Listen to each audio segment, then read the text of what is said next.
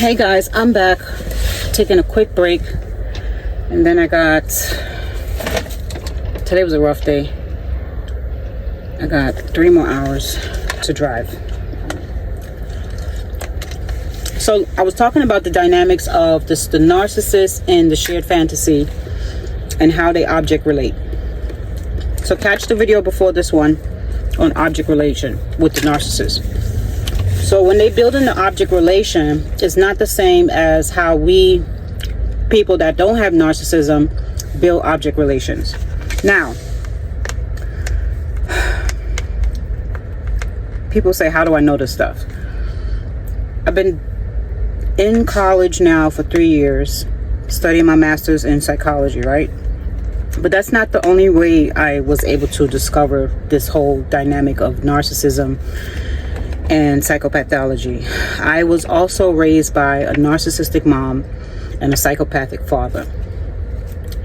I was in a relationship, very, very, very emotionally intensive relationship with a covert narcissist for 6 years.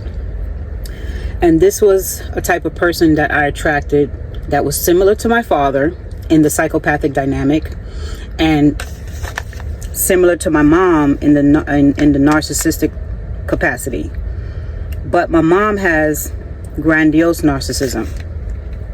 So it allowed me to see the external version of a narcissist in the action.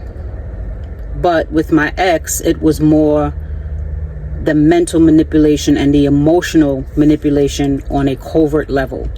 So it was more diabolical, but it still had the same kind of like psychopathologies in the narcissistic dynamic, if that makes sense. So my mom is more malignant in her behavior. My ex was also malignant. No, he wasn't malignant. He was more covert, but a lot of the, how you would say, the intentions became malignant due to my disobedience to the situation, due to my withdrawal of the shared fantasy. So when I withdrew from shared fantasy to regain myself, that's when I would see the external narcissism come out and how bad it can get, how psychopathic it can get, if that makes sense. So I left off talking about, where did I leave off, child? That's why I said, doing this physical labor, I be forgetting stuff. I left off talking about how the whole agenda of the narcissist is to enmesh with the victim. You have some people that get into narcissistic relationships and they get discarded, and then they don't get hoovered back in, because the whole idea of narcissistic relationships is the cycle. It's a cycle that never ends. But sometimes a narcissist will end the cycle quickly or will end it very brutally if you cause a narcissistic collapse or if you are disobedient to the shared fantasy. So it's deeper than just supply, because there's a lot of disorders that require supply. You know what I'm saying? And there's regular people that require supply. It's deeper than just supply. Let me get my board real quick. Hold on.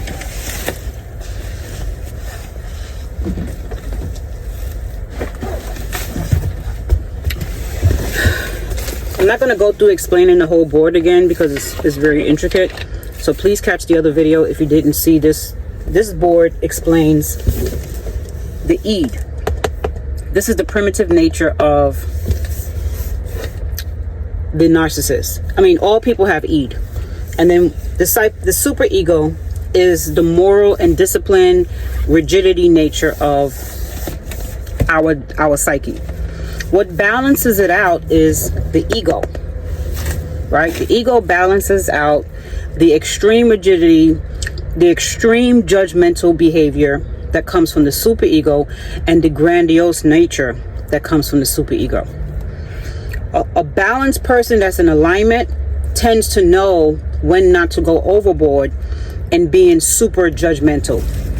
You might have like cult leaders that are narcissistic, they would have an extreme personality of super ego. And then the id makes them like impulsive, like they have like this aggressive nature, or they're very demanding, right? Now this is similar to a child. When a child forms object relations with its mother, the child doesn't realize that they are separate beings from the mother. So when the child wants to eat, what does the child do? I'm talking about a toddler. When a toddler wants to eat and it knows that the mom is the source, how does the child act? Think about it. The child does not realize, technically that's a good thing, because the child needs to form the mom as an internal interject, right? As an internal object. Because if the child thinks of the mom as an external object, then the child knows that it's capable of doing its own thing. But however, the child is not capable, because the child is technically handicapped to the mom, because the child can't walk. Let's say it's like less than 2 years old, or just now reaching 2. It's barely walking. It doesn't know how to heat up a bottle. It doesn't know how to go in the fridge and prepare its own food. So it does have to internally connect with the mom. So it has to telepathically connect. It has to mentally connect and physically connect on an internal level with that mother, so that that mother can learn how to unconditionally meet that child's needs under all conditions. So let's say the mom is busy cooking or cleaning or whatever, and the child has a demand. What is that child going to do? It's going to throw a temper tantrum. It's going to forcefully or aggressively have their demands met by, being obnoxious. Not saying a child is obnoxious, but just think of it as an adult playing a child. It's similar with the narcissist. When they internally mesh with you, they need you to telepathically know, this is what I need from you. So they're going to find ways to brainwash you so that it's not like a forceful thing, like how the psychopath would do it. The psychopath also wants things from you. It also needs you to meet their demands, right? Unconditionally.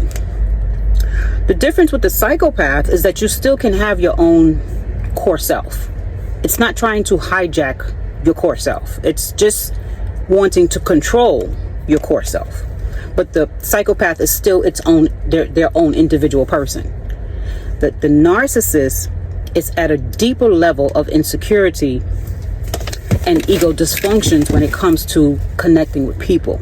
The psychopath have their own ego dysfunctions, but it's not at the level of a narcissist, because the narcissist has a compensatory nature. The compensatory nature is the understanding that the narcissist has of themselves, that they are insufficient, and that they have a very, very deep insecurity of the lack of ego. That bothers the narcissist. So they want to know, okay, well, if I don't have an ego, how can I still connect, get my needs met, and still feel like a whole human being? The best way they can do that is to copycat off of you without you realizing it. So they have to make you feel that you are obligated in a way as how a mother figure would be obligated to her child. So if a mother is in the middle of doing laundry, she could be on the phone talking to her boss, and if that baby comes in the room and has a need, chances are the mother may stop the conversation and go take care of that baby, right? If the baby cries, telepathically, if she's breastfeeding, what happens? The milk starts to produce itself without the mother even realizing it. That's how psychologically she is enmeshed with her baby. That's what the narcissist is trying to do to you, trying to psychologically enmesh with you unconsciously and subconsciously. So once you start to fall for the whole cycle, you don't realize how deep that rabbit hole goes until one day you say, hey, I don't want to be part of the shared fantasy. I want to confront you on this and this and this, what you've done to me, or something that is bothering you. The reason why they can't connect when you get to that level is because once you separate from the shared fantasy, you have literally just left skin and flesh. There's nothing there. You just literally just subtracted yourself out of that person's body, because that's what's making them tick, is through your way of being. So when you subtract yourself, all you leave behind when you subtract yourself, that person just turns back to this, the primitive nature. There's nothing there but the primitive nature. And what keeps a primitive person alive? Their basic needs. So they are at the lowest vibrational on the scale of, let's say we're talking about the hierarchy of needs. You got the survival instinct, you got the several instincts that reaches you all the way up to self-actualization. And on the lowest level, it's the survival needs. And then you get to the next level of belonging, right? I may be saying it, and I just know that the lowest level is survival. Narcissists still have a level of belonging, right? That's like the second or third level. And then there's a self-esteem level, but they don't have the core capabilities of, how you say, successfully obtaining those needs on their own. You see what I'm saying? So the belonging stage is what allows them to feel accepted for their defaults. And how they do that is when they connect through objects, they internalize these objects. So by you giving them attention, you allow them to slowly graduate those hierarchies of needs. So let's say they join a cult, and maybe they're the leader of the cult. That allows them to feel a sense of belonging. And what happens is, when they graduate through these stages by using people, it taps into their superego, and they become very grandiose and beast-like. So now they're operating off of superego, but the core is still the E, which is the primitive nature. They haven't graduated to ego level. They haven't graduated to balance level or alignment. So those are still two lower level needs that are being met, which is the primitive nature and the grandiose nature. So when those two are just kind of working together to control people, you're going to have a minus of empathy. You're going to have a minus of self-reflection. You're going to have a minus of like compassion, or not compatibility, compassion and accountability. When you're making love to a narcissist, let's say you're in the first stages of narcissism. Now, there's different levels of narcissism too, so we got to talk about that. When you have high-grade narcissists, the reason why they can make love to you and you think that they're compassionate and they're passionate and all this stuff is because they have, let's say they don't know you that well yet. Whatever they're bringing in with you is something that they're mirroring from their last relationship. So it's usually somebody that they were with before you that taught them certain things that make humans connect to you. They're not, nothing is coming from their core self. So after you get with them, let's say they're making love to you like nobody's business, and you feel like, oh my gosh, this person is so in tune with me, they're so intimate, it's all fake. They probably picked that up from somebody else that they're going to mirror to you until they can pick up your traits and mirror your traits back to them. So let's say, I might get a little graphic. I'm trying not to be too X-rated. Let's say the last partner, right, was one of those people that do a lot of foreplay. And they picked up that trait. But the foreplay is very intimate, very, very, it's very caring, like nurturing, like attentive, right? Because they don't have that trait naturally. That's not something in them. Because remember, they're just primitive. They're like, feed me, sex me, clothe me, right? But what makes them admire the extra level of care is that it taps into the abandonment wound, which is the mother figure wound that's missing.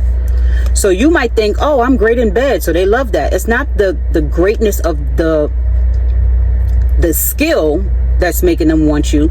It's the extra attentiveness that you took to make them feel like, oh, I'm Big Daddy Kane in this bedroom, right? So that's still tapping into that void that they have, that lack of nurturing, that mother wound.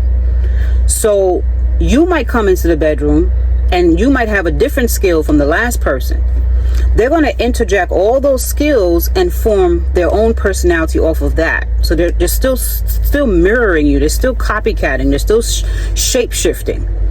It's not coming from their own brain. The only thing coming from their brain is, okay, two people come together. I have a sexual need. This is a primitive need. So let's do the act and be done with it.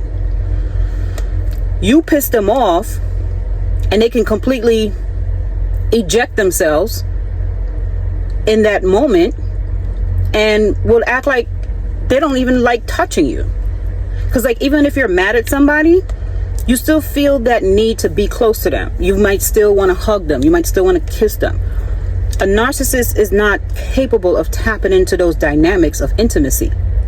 So that's why they can turn extremely cold on you if you did something that kind of shifted the interject internal object feeling that they have about you.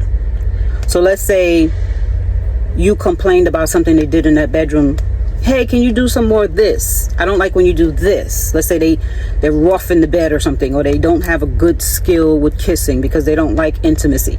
And let's say you bring that up in conversation. Now they're going to punish you in the bedroom. They might get worse, or they might just completely get cold on you and give you the silent treatment because you had the audacity to not be obedient to the shared fantasy. So the shared fantasy is the relationship. That's the whole relationship. Anything else you add or subtract to that dynamic, you will be punished. Kind of like a mother-father figure. Because they shapeshift into mother role and father role, and they expect you to do the same thing. So that's the first couple stages. The devaluing stage comes once you have fulfilled the fantasy. That's why it will feel like, man, I thought we was good, right? Let's say you are the obedient, shared fantasy victim. I can't even call you a partner because it's not even an equal give and take in that relationship. Because even in the shared fantasy, it's a one-way dynamic. But every now and then, they'll feed you a little doggy bone, which is called the love bombing or the hoovering, to make you feel like it is equal give and take. But it's just an investment to keep you there. Once they feel like they have completely brainwashed you, and you are completely part of the shared fantasy, the discard stage comes. Now, mind you, the devaluing comes immediately, right? The devaluing is the actual dynamic of the shared fantasy. It's not as black and white as how people say on these narcissistic videos that the devaluing is part of the discard. No, the devaluing is the immediate part of the shared fantasy. And how they do that is intermittent emotional connection. So they'll take it away. It's kind of like a form of conditioning. So if I can classically and operantly condition you a certain kind of way with intermittent emotions, intermittent affection, that's part of the devaluing stage, because they've never actually valued you, because you're just like a light post. You're just there. You're just like the couch. The physical you is just like the couch. If I know it's there, I can sit on it, but it serves no other purpose than to just be there to match my internal vision of you. So you have already been devalued within the shared fantasy. When it becomes very evident of the devaluing, that's usually more closer to the discard stage, and that's usually because you're doing something that doesn't match either the shared fantasy or the internal object. And it could be something as simple as you're walking down the street with them, someone said good morning to you, you said good morning back, and because they didn't expect you to say that, we have a problem. You're like, why? Because you're making erratic moves. As simple as that. You have to eat, sheet, and sleep on command. But it's not as black and white as that. It just has to feel that way to them. Anything you do outside of them is a threat to an abandonment situation. They look at you as a threat to the abandonment wound at all times. So they have to be extremely vigilant of any erratic moves that you can make that shows you are your own person. It's as simple as that. For example, let's say you're in a relationship and you have very low insecurities. I used to be like that. You know, I was very insecure. I come from an abused home. I had to learn how to get out of those traits because I was very clingy. This is when I was younger and I didn't love myself, right? So let's say the person don't call you right away. You start thinking all kind of things. Oh, they don't love me. Oh, they could be doing something behind my back, right? You got trust issues, you got insecurity issues. Or let's say the person say, hey, I'm gonna go out with my friends tonight. And you know, this person is a really good person. They're not showing you any signs of being a player or a cheater. And you just start freaking out. Oh my gosh, they're going out without me. They're doing things that I'm not approving of because I don't know. I'm not there 24/7 with them. This is the narcissist way of thinking all the time. The psychopath is like that too. But the psychopath is more intentional. So they're going to be more dominant outwardly. So you tell them, hey, you tell the psychopath, hey, I'm going to the movies. I'm going to the movies with my sister. No, you're not. You're going to stay your ass right home, or I'm going to beat your ass.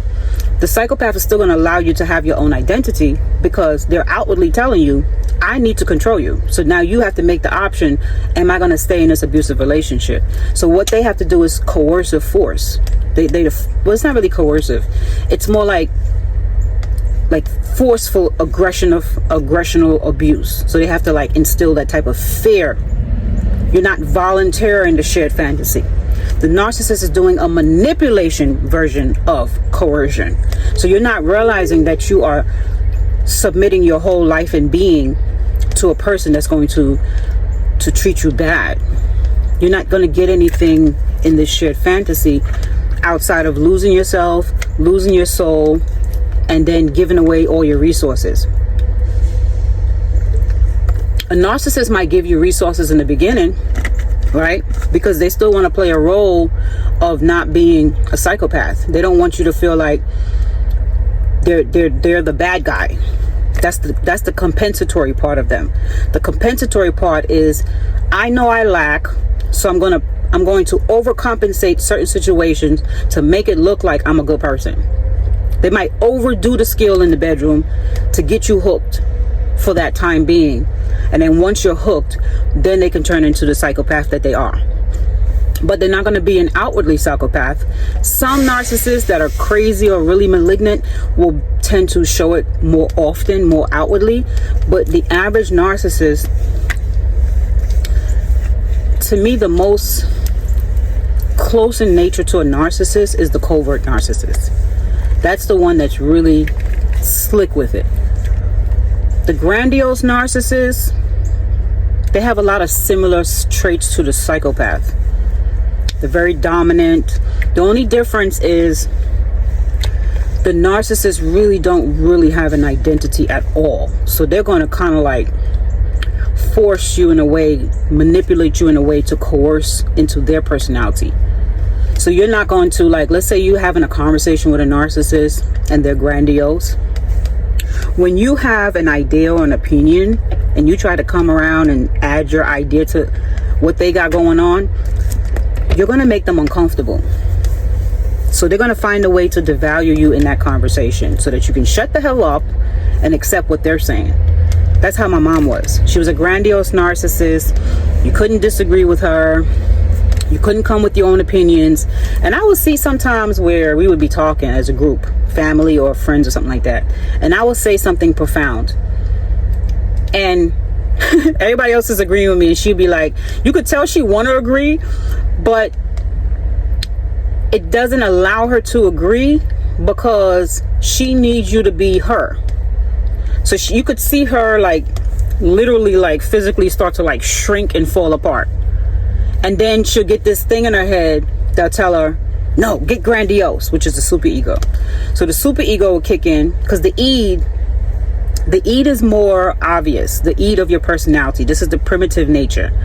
When the id gets crushed, it falls apart, right? Because it's a primitive, like, what's that word? I can't think of the word. Involuntary. It's involuntary spasms with the id, right? There's no discipline there. There's no reflecting on what am I going to say first. It's just do, because that's a child.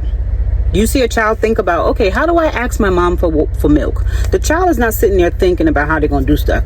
They're just going with the instinct and go in and do it. So when you hurt a narcissist's feelings, you're going to see their primitive nature first reflect to that thing. That's why you get that odd, eerie energy when you're around a narcissist. It's because their impulse can't hide it. Their super ego will kick in, and their false ego will kick in to tell them, hey, don't forget the mask. You're about to reveal yourself, and that will check them. That persona that they created, right? So then the super ego will kick in and say, I have to punish this person. So they're going to find a way to judge you now. And this is where they're going to put what they talk about in psychology, what Dr. Vaknin talk about is, now they're going to label you as the bad object. All good versus all bad. You're all evil versus all good. So now they're going to place you in a strict box of all evil. So now when they feel like, oh, you did something bad, you tried to embarrass me, you tried to come outside of my internal vision of you, and you tried to be your own person. Okay, now we have a problem, because you now pulled yourself away from the shared fantasy to go rendezvous with yourself. Whether you're talking to somebody in the store, anything you do, watch their response. Watch their instinctive response first. It's usually some type of rolling of the eyes, some type of huffing and puffing, some level of internal rage that wants to come out. It's just always some little clues that they can't hide, because they're not really all the way regulated as good as they think. They may be a high level narcissist and may be able to hide it a little better, but depending on who you are, the victim, depending on how intricate you are as the victim. Me, it was harder to hide certain things from my type, only because I have very deep codependency issues, right? I've worked through a lot of them, and I'm proud of myself because I was able to cut toxic people out of my life that was using me and stuff like that, right? Also, I was raised by extremely deeply mentally ill parents, right? So me attracting that in my life, I can see it. I can see the character traits. But a person that's not really familiar with that, they may fall into the shared fantasy completely, to the point where they never recover. They never recover from the abuse. Like, they'll leave that situation maybe in a bad brawl out, beat down, psychological fight, and even in therapy, they still can't recover. It's a struggle for them to recover, because it's so shocking. It was so shocking to the heart, mind, soul, and body that it's literally a deep PTSD. You see what I'm saying? Like, I have PTSD from all that situation that I got out of, and just in general, but it's easier for me to recover because I was able to shield myself from it over the years. Once I recognized my mother was my interject for years, I didn't know that. So the interject means they have infiltrated your brain and you have become the shared fantasy enmeshment with that person.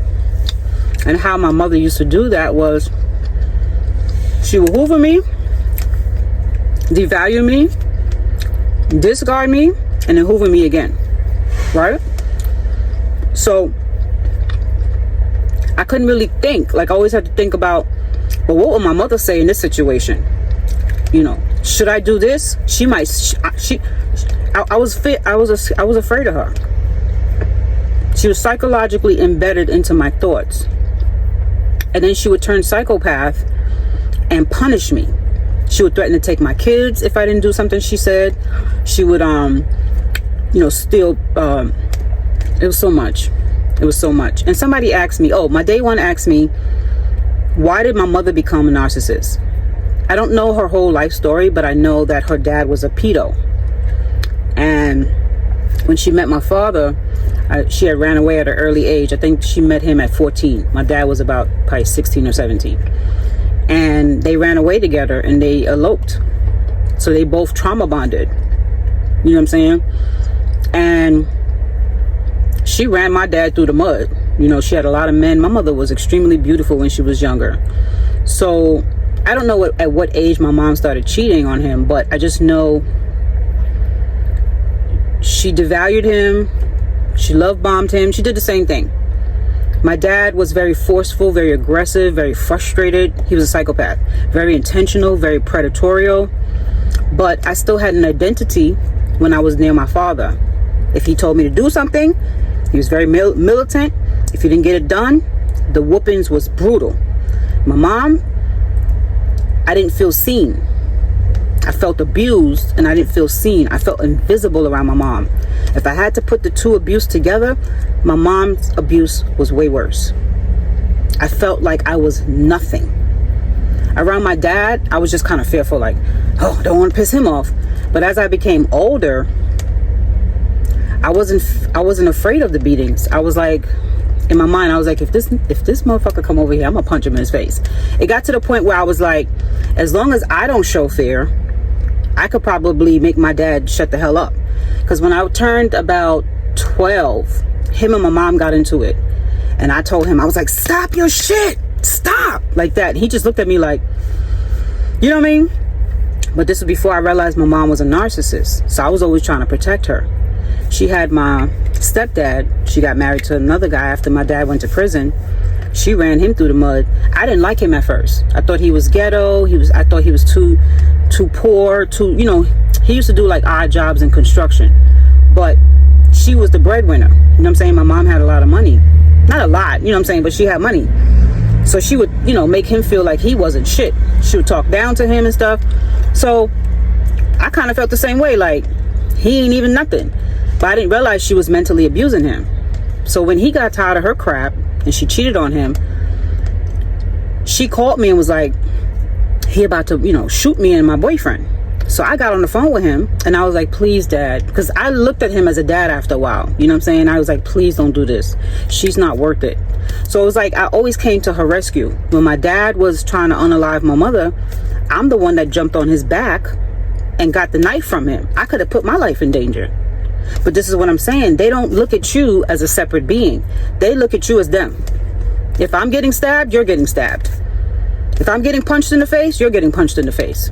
If I don't like something, you don't like something. There's no separation, individuation.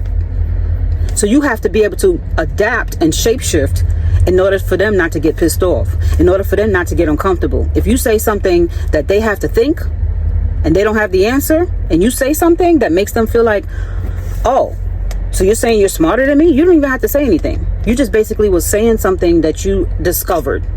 You discovered that energy is such and such and such. If they don't know that answer themselves, they're gonna look at you like, and you're like, oh, did you hear me? When they get like that, they're processing how to get you back into the shared fantasy. So you're thinking, oh, they don't like being around me. They're disgusted by me. It's not that they're disgusted by you. They need you to shut the fuck up. They need you to go back into position. So they're going to give you uncomfortable gestures from their primitive nature that they can't hide. And if you're one of those people that pick up on stuff quick, you're going to feel uncomfortable too. And when you get uncomfortable, you're going to be quiet. You're going to conform. So you're going to be like this telepathic way of punishment without actually being punished. This is why it's so hard to get out of the shared fantasy, is because you love them so unconditionally because they have wrapped your mind into mother figure. And a mother never leaves her child. how dare you leave your child? You're a horrible person. So you'll feel like a horrible person after they done fucked your mind over. You'll feel like a horrible person for leaving them. And then their interject is now interjected into your brain. So when you leave, you're still thinking their literal spirit is still here. This is how you know they're also attached to demons. You get into a spiritual bondage and a psychological bondage. This is the dynamics of how deep. Narcissistic abuse is the worst abuse out of all abuse. I don't care what nobody say. Narcissistic abuse is the worst abuse. At least with a psychopath, you can get away and start your life over. I'm not saying it's bad. I'm not saying it's better. But if you have to put things on different levels of scales, the narcissist abuse is the worst because they steal your soul. They steal your being. The psychopath is externally abusing you, externally punishing you. So you can still have your own core and walk away with that, at least that level of dignity. When the narcissists take from you, they're going to take everything that makes who you are. So when you walk away, you walking away like an invisible person. Not even in pieces, but you're like an invisible person. You have to now figure out, oh, who am I again? What's my name? What do I like? It's that serious. And even with me, who's already been familiar with abuse from my parents, to now be in a love relationship and feel that dynamic to a more higher intense extent, it hits all kind of different ways. But I could only imagine for the person who's never been through that and had to go through that and now try to figure out what the hell just happened. It's like a whirlwind of Tasmanian energy. You have to figure out what at least with me, I kind of knew what was going on. I didn't want to accept it only because I was in denial.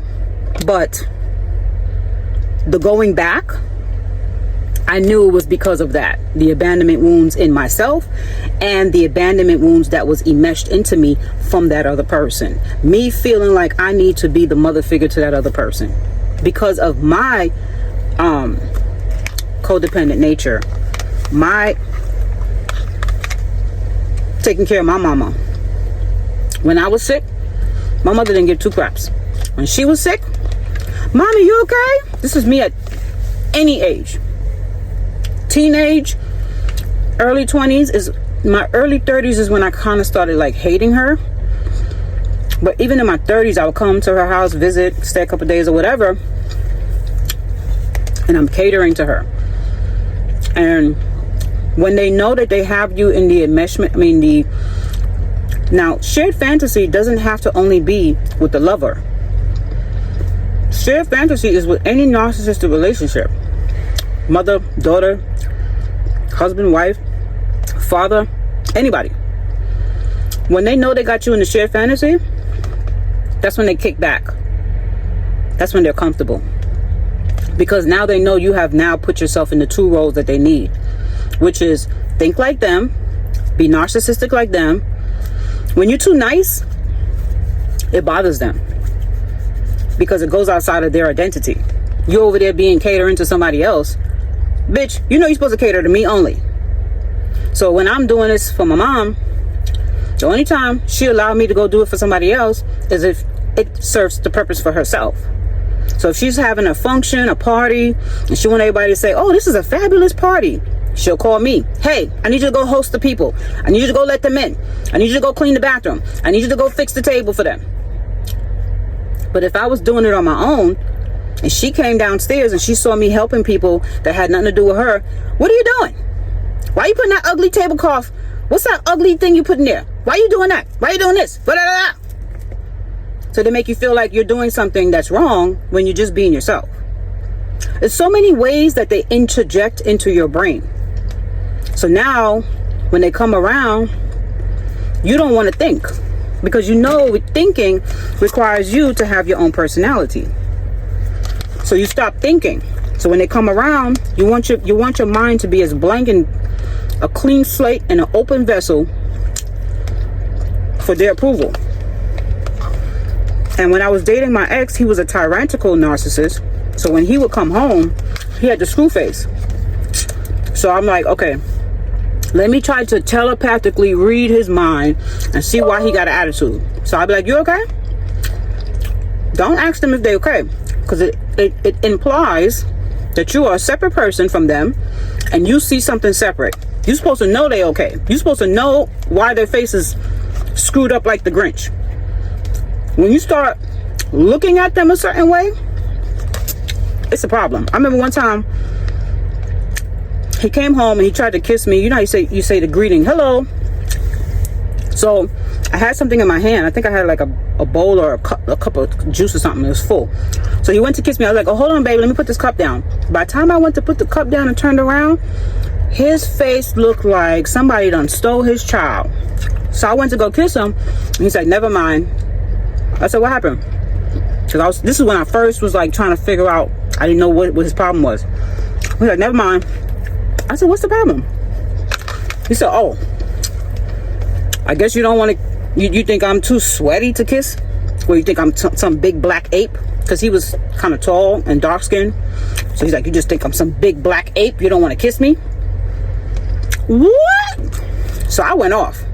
Because I'm not in the shared fantasy yet. I'm not understanding what's his problem.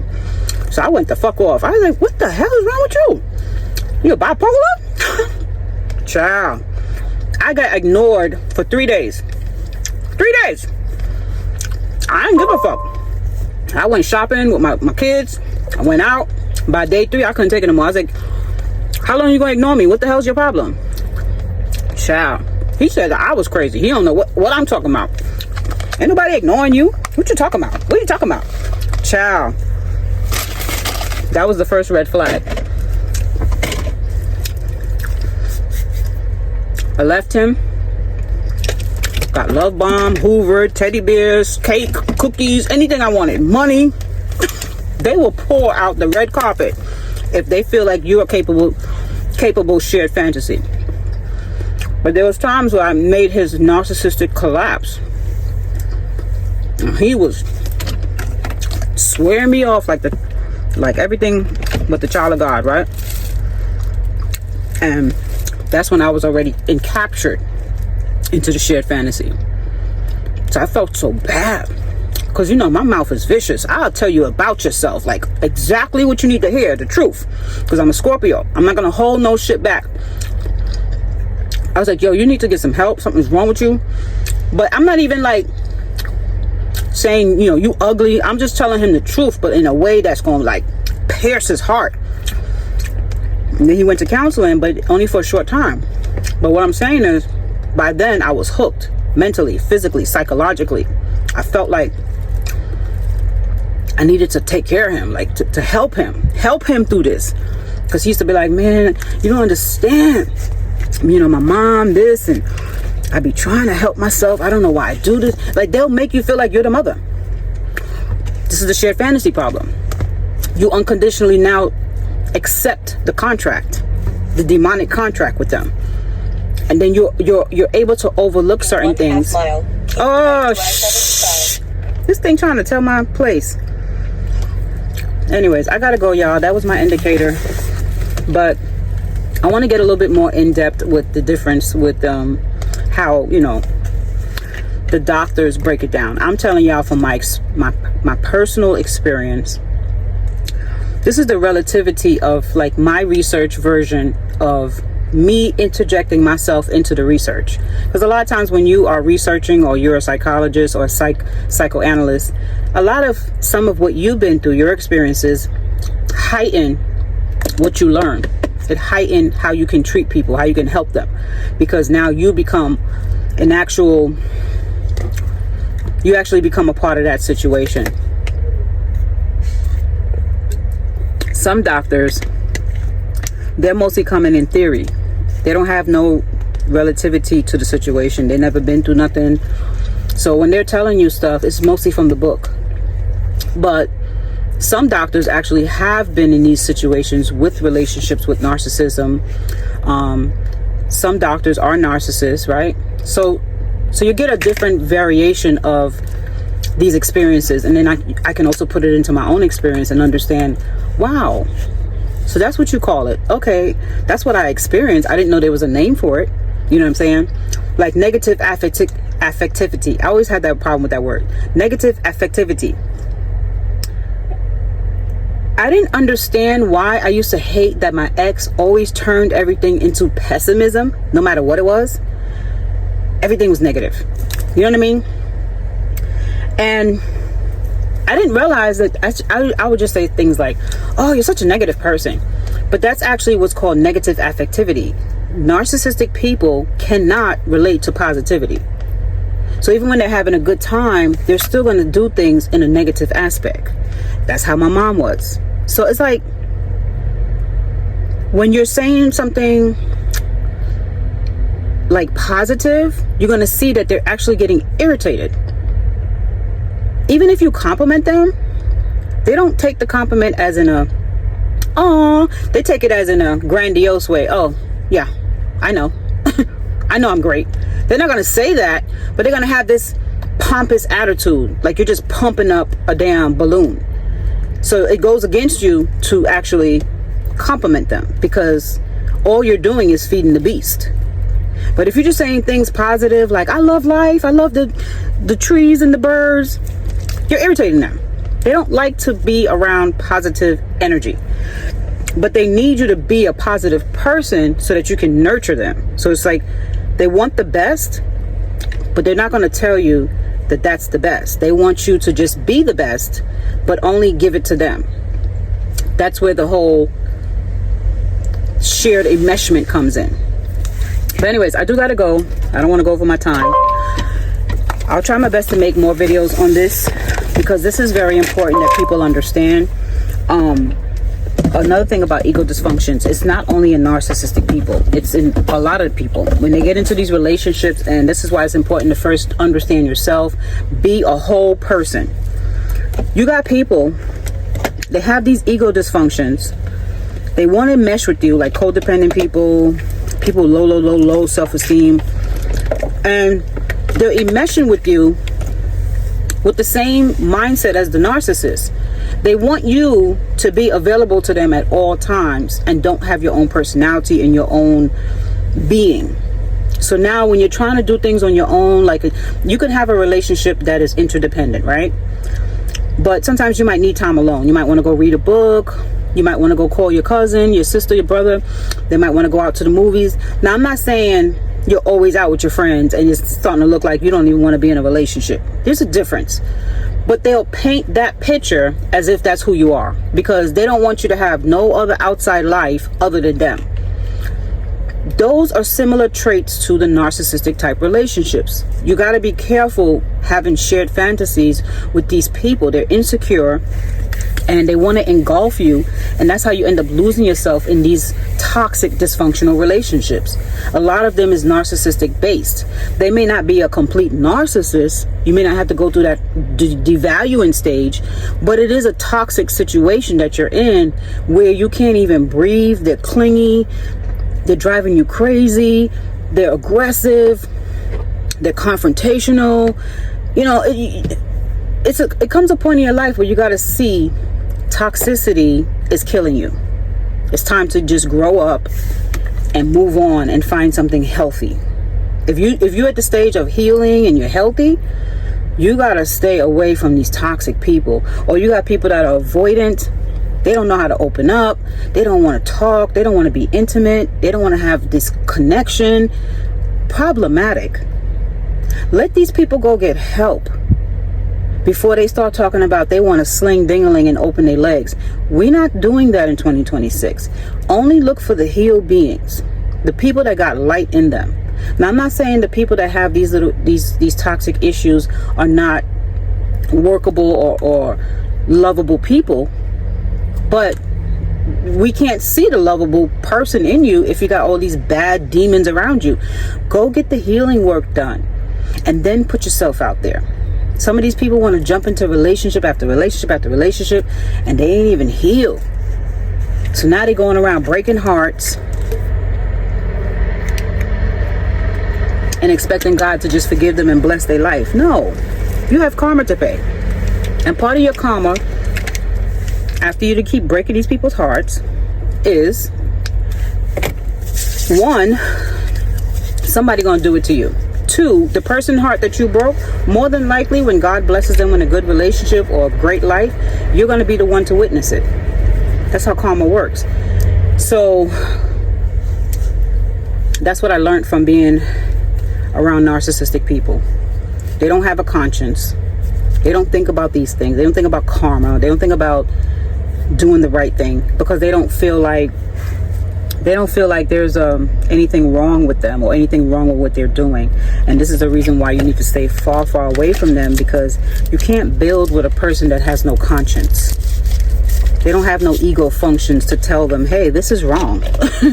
What you're doing is wrong. The only thing they have is themselves, and that's the only thing that they worship. They don't worship God. They worship themselves. Even if they have the understanding of God, the God that they're worshiping is the interject of themselves. That's who comes first. Their ego, everything else takes a back seat. Their false self comes first above all things. So you'll always get that primitive nature in them, that arrogance, that frustration, that inner rage, that grandiosity, that impulsivity, the lack. When I say impulsive, I'm not talking about they can control their emotions. That's one thing that they can control. But the impulsive emotions are still on the forefront in their actions. They can't really hide it that well as they think they can. They just don't speak it out loud. But it always shows in different ways. So anyways, I'll talk to you guys later. I love y'all guys. Bye.